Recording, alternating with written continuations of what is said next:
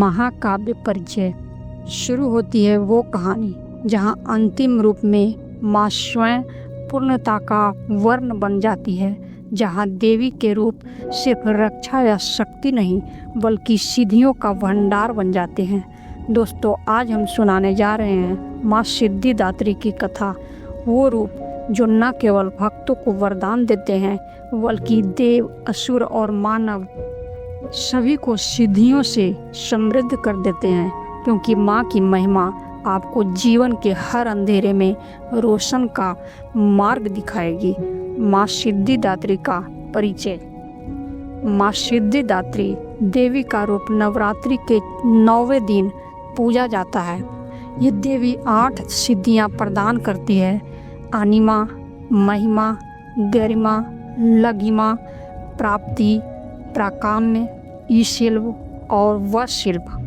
भगवान शिव ने भी माँ की आराधना करके इन सिद्धियों को प्राप्त किया था। इसी के लिए अर्धनारीश्वर रूप भी कहा जाता है। माँ सिद्धिदात्री एक कमल के फूल पर विराजमान होती है। चारों हाथों में शंख, चक्र, गदा और पद्म धारण करती है। उनका रूप करुणामयी है और उनकी उपासना से भक्त के जीवन का ज्ञान, अहंकार और मोह का नाश हो जाता है। देवताओं को सिद्धि देने वाली माँ।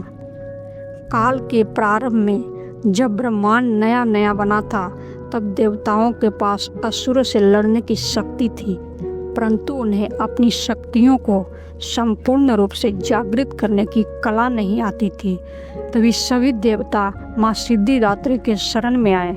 माँ ने अपनी करुणामयी दृष्टि से सभी देवताओं को सिद्धियाँ प्रदान की। विष्णु को सुदर्शन चक्र, शिव को त्रिशूल और विशेष शक्ति, ब्रह्मा को सृष्टि रचने की विद्या, इंद्र को वज्र। सब माँ की दया का ही प्रसाद है। कहा जाता है कि यदि माँ सिद्धिदात्री न होती तो देवताओं की शक्तियाँ अधूरी रह जाती और ब्रह्मांड में असुरों का प्रभाव स्थापित हो जाता। इस प्रकार माँ ने केवल शक्ति नहीं दी बल्कि पूरे जगत के नियम और संतुलन को स्थापित किया। शिव का अर्धनारीश्वर रूप। भगवान शिव जब ब्रह्मांड में तपस्या कर रहे थे, तब उन्हें अनुभव हुआ कि एक रूप होने के बाद भी पूर्णता तभी आएगी जब शक्ति का समावेश होगा। तब उन्हें माँ सिद्धिदात्री की आराधना की। माँ प्रसन्न होकर उनके शरीर के अर्धभाग में समा गई। इसी से शिव अर्धनारीश्वर के रूप में विराजमान हुए। अर्धनारीश्वर रूप का अर्थ है जगत का हर तत्व, पुरुष और प्रकृति, शक्ति और शिव एक दूसरे के बिना अधूरे हैं। ये कथा हमें ये सिखाती है कि जीवन में सफलता और सिद्धि तब प्राप्त होती है जब हम अपने अंदर के दोनों पहलू, कर्तव्य और करुणा, पुरुषार्थ और शक्ति दोनों को संतुष्ट करते हैं। माँ सिद्धिदात्री के 8 सिद्धियाँ। अनिमा, अपने शरीर को कण कण में सूक्ष्म बनाने की शक्ति। महिमा, अपने अस्तित्व को अपार विशाल बनाने की शक्ति। गरिमा, अपने शरीर को अति भारी बनाने की शक्ति। लघिमा, अपने शरीर को अति लघु बनाने की शक्ति। प्राप्ति, जो भी इच्छा वस्तु है उसे प्राप्त करने की शक्ति। प्राकाम्य, अपने मन की इच्छाएं सिद्ध करने की शक्ति। ईशिल्भ, प्रकृति के तत्वों पर पूर्ण नियंत्रण की शक्ति। वशिल्भ, प्रकृति और जीव जंतु सब पर वश पाने की शक्ति।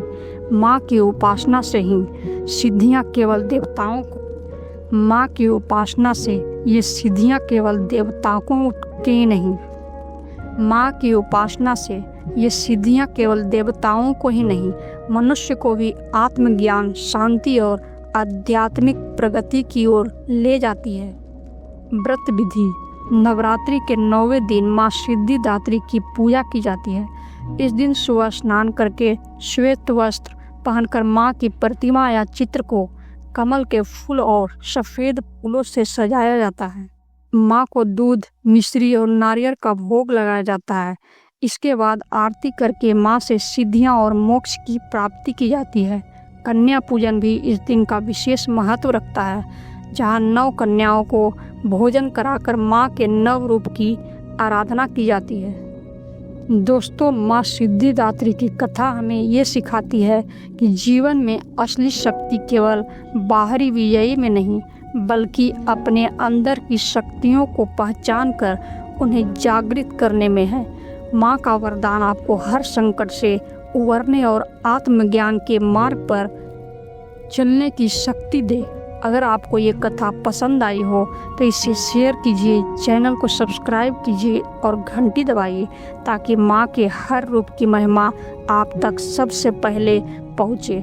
जय माँ सिद्धिदात्री।